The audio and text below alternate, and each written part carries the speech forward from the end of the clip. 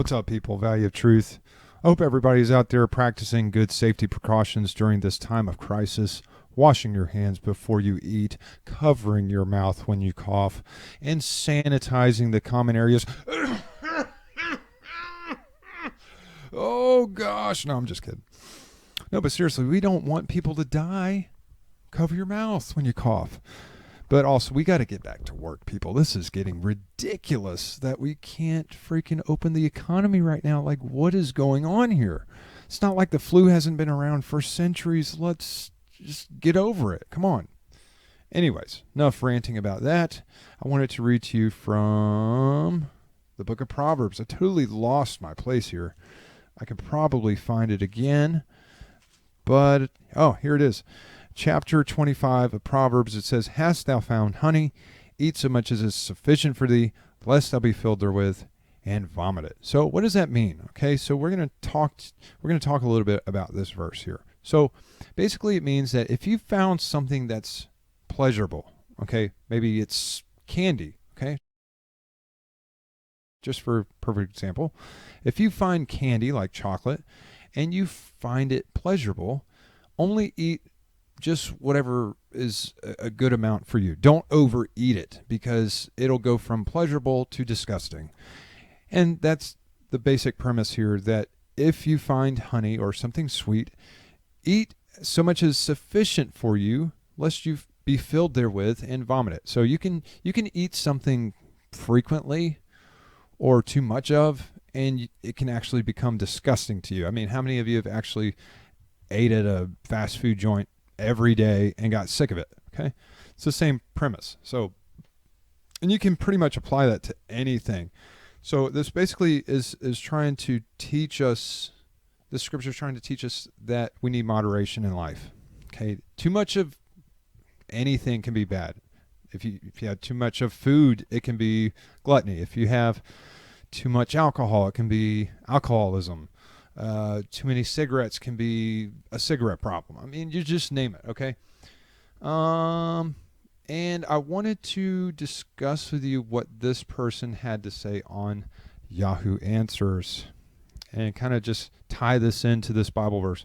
So this person, she says, my husband always annoys me. What do I do?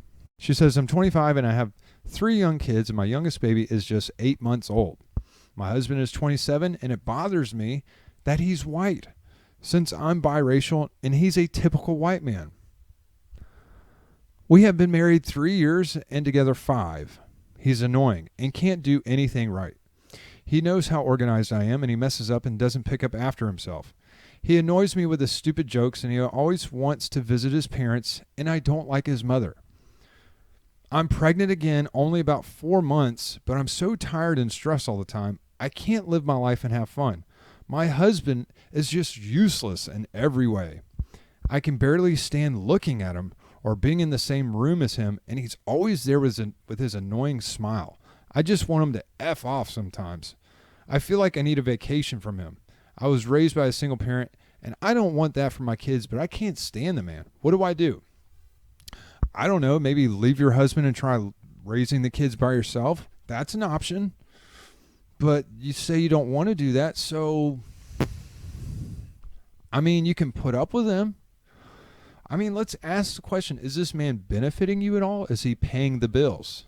If he's at least doing that, can you live with him? I mean, if the answer is no, then you need to come up with a solution, because you have children you have to take care of, and they're not free. As far as the race thing goes, I mean, why did you marry a white guy if you don't like white dudes? I mean, it sounds to me like you really don't like the fact that he's white. So why did you marry a white man? And you're pregnant again, only about 4 months. So you've got 3 young kids. I mean, do you need any more? I mean, especially, why would you have kids with somebody you can't stand? So I'm going to tie this in with this scripture. Have you found honey? Eat so much as is sufficient for you, lest you be filled therewith and vomit it up. So, like, relationships, just like this one, perfect example, can become toxic very quickly. It can go from being so sweet and so enjoyable and like honey, so amazing, to where it can kind of devolve into like a hellish experience. Don't know why that is, but that's just the way marriages, or I should say that's the way relationships are. And not to dog marriages or anything like that. God instituted marriage, and it's a very biblical thing, and you should try to work it out.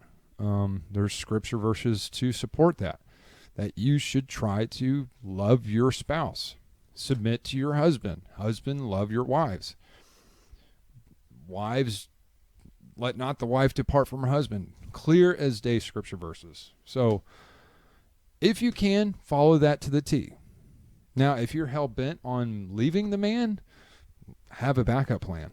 Do you have a sugar daddy you can rely on? Do you have a friend who you could crash on their couch with and put up with you and your kids for the next few years? Think about those things. I mean, these are real-life questions, because you're going to have a solid game plan if you're going to leave this dude. But going back to that scripture, relationships can be a lot like honey in that it's pleasurable, and you can really suck it dry. You can suck that relationship dry if you're not careful. And if you don't give yourself some sort of balance or some sort of alone time to balance the relationship, you're going to be burned out and you're going to want to vomit. So you can get tired of a person really quick. And I mean, this is part of the reason why I try to stay single, not too single, but a little bit single. I don't want to be like completely single and isolated from people. That's bad. But I mean, single to the point where I don't have to spend time with people if I don't want to. Like, that's the kind of single I like, because I have things that I like to do that I cannot really bring people around in or in my business with. So this is one of them. I very much enjoy making YouTube videos and working online. It's my thing. I enjoy it.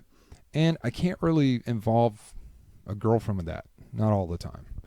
Sometimes here and there, yeah. But anyway, but that's basically it. I mean, if you're in a relationship that's very toxic, if the person is paying you to be there, suck it up, buttercup, because what's plan B? If you don't have plan B, now you're just going off emotions, and that's very, very bad. But just don't put yourself in bad situations to begin with. Be single. Enjoy life. I mean, do you really need to settle down? Ask yourself that question. If it's to have kids, well then, okay, consider the right person for that job. Understand they're limited in what they can do and to bring happiness to you. You can't put it all on one person to make you happy. It's just not going to happen. So understand, this is the person I can have kids with. They can help me take care of them. They're the right person for the job. All right, settle down. It's a done deal. But if you know it's not a good move, be single. Have some options. Enjoy your life. That's it. So, all right, guys. Well, that's it for now. God bless.